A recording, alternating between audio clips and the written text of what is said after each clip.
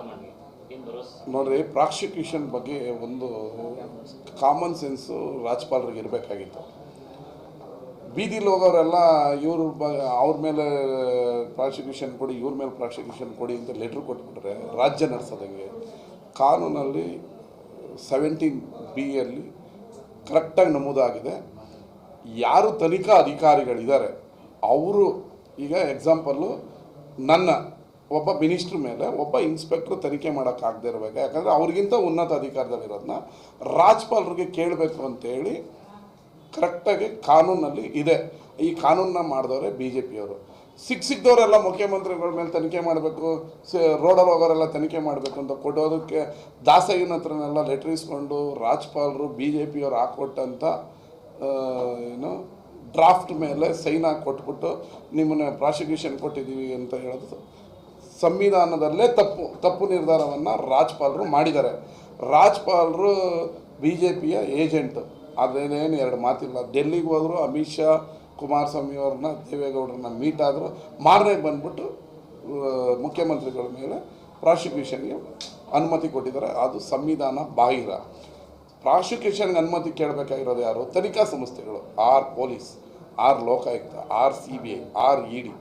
ಈ ರೀತಿಯ ತನಿಖಾ ಸಂಸ್ಥೆಗಳು ಕೇಳಬೇಕು ಇನ್ವೆಸ್ಟಿಗೇಷನ್ ಮಾಡಿ. ಈಗ ನಾನು ಹೋಗ್ತೀನಿ, ನಾನು ಪ್ರೈಮ್ ಮಿನಿಸ್ಟ್ರ್ ಮೇಲೆ ತನಿಖೆ ಮಾಡಬೇಕು, ಇಷ್ಟು ದುಡ್ಡು ಹೊಡ್ಕೊಂಬಿಟ್ಟವ್ರೆ ಕೊಡಿ ಅಂದರೆ ಕೊಟ್ಟರು, ರೋಡಲ್ಲಿ ಹೋಗೋರಿಗೆಲ್ಲ ಕೊಟ್ಬಿಟ್ರೆ ತನಿಖಾ ಸಂಸ್ಥೆಗಳು ಆ ಸಾಂವಿಧಾನಿಕ ಇದುಗಳು ತಪ್ಪು.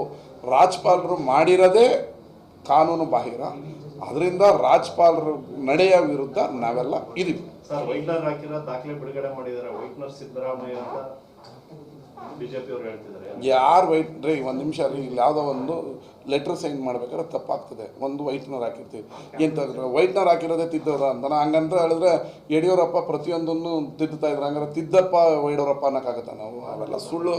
ಸುಮ್ಮನೆ 136 ಇರುವಂಥ ಪಕ್ಷವನ್ನು, ಸರ್ಕಾರವನ್ನು ಅವರು ಅಸ್ಥಿರ ಮಾಡಬೇಕು ಅಂತೇಳಿ, ಆ ಅಸ್ಥಿರ ಮಾಡೋದಕ್ಕೆ BJPಯ ವಿರುದ್ಧ ಎಲ್ಲೆಲ್ಲಿ ಸರ್ಕಾರಗಳಿವೆ ಅಲ್ಲಿ ರಾಜ್ಪಾಲರ ಮೂಲಕ ಕೇಂದ್ರ ಸರ್ಕಾರ ಇಂಡೈರೆಕ್ಟಾಗಿ ಸರ್ಕಾರವನ್ನು ನಡೆಸ್ತಾ ಇದೆ.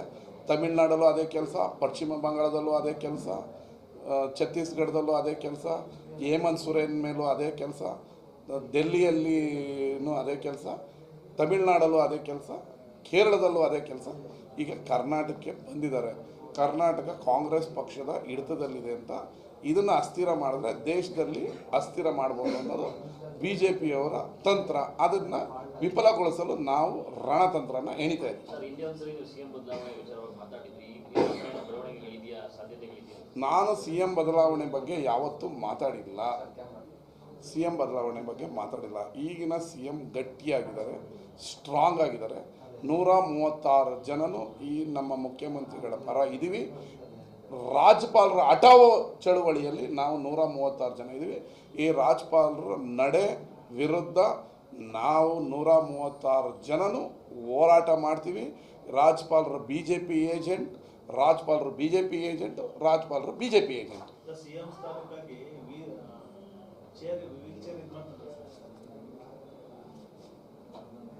ಮ್ಯೂಸಿಕಲ್ ಚೇರು ಅಂತಾರೆ, ಆ ಥರದ್ದು ಯಾವುದು ಚೇರು ಇಲ್ಲ. ನಮ್ಮ ಮುಖ್ಯಮಂತ್ರಿಗಳು ಗಟ್ಟಿಯಾಗಿದ್ದಾರೆ. ಮುಖ್ಯಮಂತ್ರಿಗಳನ್ನ ಸಿಗಿಸ್ಬೇಕು ಅಂತೇಳಿ BJPಯವರು ಆಟ ಆಡ್ತಾ ಇರೋದು. ಅವರು ಕನಸು ಮನಸ್ಸಿನಲ್ಲಿ ಅವರಲ್ಲೇ ನೂರು ತೂತಾಗಿದೆಯಲ್ರಿ. ಇವ್ರು ಯಾಕೆ ಪಾದಯಾತ್ರೆ ಮಾಡಿದ್ರು ಅಂತ ಯತ್ನಾಳ್ ಯಾಕೆ ಪಾದಯಾತ್ರೆ ಮಾಡಿದ್ರು ಅಂತ, ವಿಜೇಂದ್ರ ಯಾಕೆ ಮಾಡಿದ್ರು ಅಂತ, ಕುಮಾರಸ್ವಾಮಿ ಯಾಕೆ ಮಾಡಿದ್ರು ಅಂತ ಯಡಿಯೂರಪ್ಪ. ಅವರಲ್ಲೇ ಕಿತ್ತಾಟ. ಅವ್ರು ಮುಚ್ಕೊಳ್ಳೋ ಕೇಳ್ರಿ ಭಾಗ 1000% 5 ವರ್ಷ ಕಾಂಗ್ರೆಸ್ ಸರ್ಕಾರ ಇರುತ್ತೆ. ಈ ರಾಜ್ಯವನ್ನು ಮುನ್ನಡೆ ಅಭಿವೃದ್ಧಿಯ ಪಥದತ್ತ ಮುಖ್ಯಮಂತ್ರಿಗಳು ಮಾಡ್ತಾರೆ. ಅದರಲ್ಲಿ ಯಾವ ಇದಾರಲ್ರಿ ನಮ್ಮ ಮುಖ್ಯಮಂತ್ರಿಗಳು, ಸಿದ್ದರಾಮಯ್ಯ ಅವರು ಇದಾರಲ್ಲ. ಇವತ್ತು ಹೇಳ್ತಾ ಇದ್ದೀನಿ, 50 ಕೋಟಿ, ಈಗ 50 ಕೋಟಿಯಿಂದ 100 ಕೋಟಿಗೆ ಹೋಗಿದ್ದಾರೆ. 100 ಕೋಟಿ ಕೊಡ್ತೀವಿ. ಮೊನ್ನೆ ಯಾರೋ ಒಬ್ಬ ಫೋನ್ ಮಾಡಿದ್ದ, ಸರ್ 100 ರೆಡಿ, ಎಲ್ಲಿಗೆ ಬರ್ತೀರಾ? 50 ಜನ MLAಗಳನ್ನ ಪರ್ಚೇಸ್ ಮಾಡೋಕ್ಕೆ BJPಯವರು 100, ಈಗ 50ರಿಂದ 100ಕ್ಕೆ ಹೋಗಿದ್ದಾರೆ BJPಯವರು. ನನಗೆ ಯಾರೋ ಒಬ್ಬ ಫೋನ್ ಮಾಡಿದ್ದ, 100 ಕೋಟಿ, 100 ಕೋಟಿ ನೀನು ಈಗ ಯಾವನ ಇಡಿಯೋ ನಿನ್ನ ಹಿಡ್ಕೊಂಡು ಐತಲ್ವಾ ಅಂತ ನಾನು ಇಡಿಯೋರಿಗೆ ಫೋನ್ ಮಾಡೋಣ ಅಂತಿದ್ದೆ. ಹಿಂಗೆ ದಿನನಿತ್ಯ ನಮ್ಮ ಸರ್ಕಾರ ಬೀಳಿಸ್ಬೇಕು ಅಂತ ನೋಡ್ತಾ ಇದ್ದಾರೆ. 50ರಿಂದ ಈಗ 100 ಕೋಟಿ ಆಫರ್ಗೆ ಹೋಗಿದ್ದಾರೆ. ಆದರೆ ನಮ್ಮ ಸರ್ಕಾರ ಸ್ಥಿರವಾಗಿದೆ, ಮುಖ್ಯಮಂತ್ರಿಗಳು ಸ್ಥಿರವಾಗಿದ್ದಾರೆ, ಗಟ್ಟಿಯಾಗಿದ್ದಾರೆ. ಅಂದ್ರೆ ಇದೇ ವಿಚಾರಕ್ಕೆ ಸಂಬಂಧಪಟ್ಟಂಗೆ ಸಿಎಂ ಕೂಡ ಸಭೆ ಮಾಡಿದ್ರು, ಅದು ಈ ವಿಚಾರ ಚರ್ಚೆ ಆಯಿತು ಅಂತ ಕೇಳಿ ಬರ್ತಾ ಇದೆ. ಸಂತೋಷ್ ಜಿ, ಶೋಭಾ ಕರಂದ್ಲಾಜೆ, ಕುಮಾರಸ್ವಾಮಿ ಅವರು ಮತ್ತು ಪ್ರಹ್ಲಾದ್ ಜೋಶಿ ಇವರೆಲ್ಲ ಒಂದು ಗ್ಯಾಂಗ್ ಆಗಿ ಕಾಂಗ್ರೆಸ್ ಸರ್ಕಾರವನ್ನು ಅಸ್ಥಿರ ಮಾಡಬೇಕು ಅಂತ ಹೋಗ್ತಾ ಇದ್ದಾರೆ. ಆದರೆ ನಮ್ಮದು 136 ಜನ ಇರುವಂಥ ಬಂಡೆ ಅಂತ ಗಟ್ಟಿಯಾಗಿರುವ ಸರ್ಕಾರ, ಜನಪ್ರಿಯ ಮುಖ್ಯಮಂತ್ರಿಗಳು ಬಡವ್ರ ಪರ ಇದ್ದಾರೆ. ಇದನ್ನು ಬೀಳ್ಸೋಕ್ಕೆ ಯಾವುದೇ ಕಾರಣದಕ್ಕೂ ಸಾಧ್ಯ ಇಲ್ಲ. ಆದರೆ ನಮ್ಮ ಮುಖ್ಯಮಂತ್ರಿಗಳು ಹೇಳ್ದಂಗೆ ಮೋದಿಯವರಿಗೆ, ಅಮಿತ್ ಶಾಗೆ ಮಾತು ಕೊಟ್ಬಿಟ್ಟಿದ್ದಾರೆ. ಇವರು 5 ಜನ ಸರ್ಕಾರ ಬೀಳಿಸ್ಬೇಕು ಅಂತ ಓಡಾಡ್ತಾ ಇದ್ದಾರೆ. ನಮಗಲ್ರಿ, ನಮ್ಮ ಶಾಸಕರುಗಳಿಗೆ ದಿನ ಯಾರೋ ಹಿಂಗೆ ಇರ್ತಾರಲ್ಲ ಬ್ರೋಕರ್ಗಳು, ಈ ಬೆಳಗ್ಗೆ ಇದ್ದರೆ ಬಿ ಜೆ ಪಿಯಲ್ಲಿ ಬ್ರೋಕರ್ಗಳು ಕೆಲವರು ಓಡಾಡ್ತಾ ಇರ್ತಾರೆ. ಆದರೆ ನಮ್ಮ ಯಾವ ಶಾಸಕರು ಬಲಿ ಆಗಲ್ಲ. ಈಗ 50ರಿಂದ 100 ಕೋಟಿಗೆ ಹೋಗಿದ್ದಾರೆ. ಶಾಸಕರು ಖರೀದಿ ಮಾಡ್ತೀವಿ, ಅದು ಮಾಡ್ತೀವಿ. ಅವ್ರಿಗೇನು ಅಂದರೆ ಕಾಂಗ್ರೆಸ್ ಸರ್ಕಾರ ಅಸ್ಥಿರ ಆಗಿಬಿಡ್ಬೇಕು, ಕರ್ನಾಟಕದಲ್ಲಿ ಕಾಂಗ್ರೆಸ್ ಸ್ಟ್ರಾಂಗ್ ಇದೆ ಅನ್ನೋದು ಅವರ ಏನೋ ಅಗಲಗನಸು. ಎಷ್ಟು ಜನ ಶಾಸಕರು ಖರೀದಿಗೆ ಮುಂದಾಗಿರೋದು ಸರ್? 50 ಜನ? ಒಬ್ಬನೂ ಆಗಲ್ಲ ರೀ, ಒಬ್ಬನೂ ಆಗಲ್ಲ. ದಿನ ಪ್ರತಿಯೊಬ್ಬರನ್ನು ಸಂಪರ್ಕ ಮಾಡ್ತಾ ಇರ್ತಾರೆ. ನೀವು ಬರ್ತೀರಾ, ಯಾರು ಹೋಗಕ್ಕೆ ರೆಡಿ ಇಲ್ಲ. ಸ್ಟ್ರಾಂಗ್ ಆಗಿದೆ. ಕಾಂಗ್ರೆಸ್ ಸರ್ಕಾರನ ಬೀಳ್ಸೋಕ್ಕೆ ಯಾವ ಬಿ ಜೆ ಪಿಯವ್ರಿಗೂ ತಾಕತ್ತಿಲ್ಲ, ಆಗೋದಿಲ್ಲ. ದಿನ ಬೆಳಗ್ಗೆ 50ರಿಂದ ಈಗ 100 ಕೋಟಿಗೆ ಹೋಗಿದ್ದಾರೆ ಅಂತ ಹೇಳಿದ್ನಲ್ಲ. ಎಲ್ಲ ಎವಿಡೆನ್ಸ್ ಕಲೆಕ್ಟ್ ಮಾಡ್ತಾ ಇದ್ದೀವಿ. ನೆಕ್ಸ್ಟು ಯಾವನ ಬರ್ತಾನಲ್ಲ 100 ಹಿಡ್ಕೊಂಡು ಅದನ್ನು ಹಂಗೆ ವಿಡಿಯೋ ಮಾಡಿ ಟಿವಿಗೆ ಬಿಟ್ಬಿಡೋದು. ಈಗೆಲ್ಲ ಎವಿಡೆನ್ಸ್ ಕಲೆಕ್ಟ್ ಮಾಡ್ತಾ ಇದ್ದೀವಿ. ಎವಿಡೆನ್ಸ್ ಮಾಡಿಕೊಂಡು ED CBIಗೆಲ್ಲ ಕೊಟ್ಟು ಅವ್ರನ್ನೆಲ್ಲ ಇಡಿಸಿ ಹಣದ ಸಮೇತ ಬ್ಯಾಗ್ ಸಮೇತ ಇಡಿಸ್ಬಿಡೋಣ ಅಂತಿದ್ದೀವಿ. ಎಲ್ಲಿ ಬಿಡ್ತೀವಿ, ಬೇಕಾದ ಟೈಮಲ್ಲಿ ಬಿಡ್ತೀವಿ.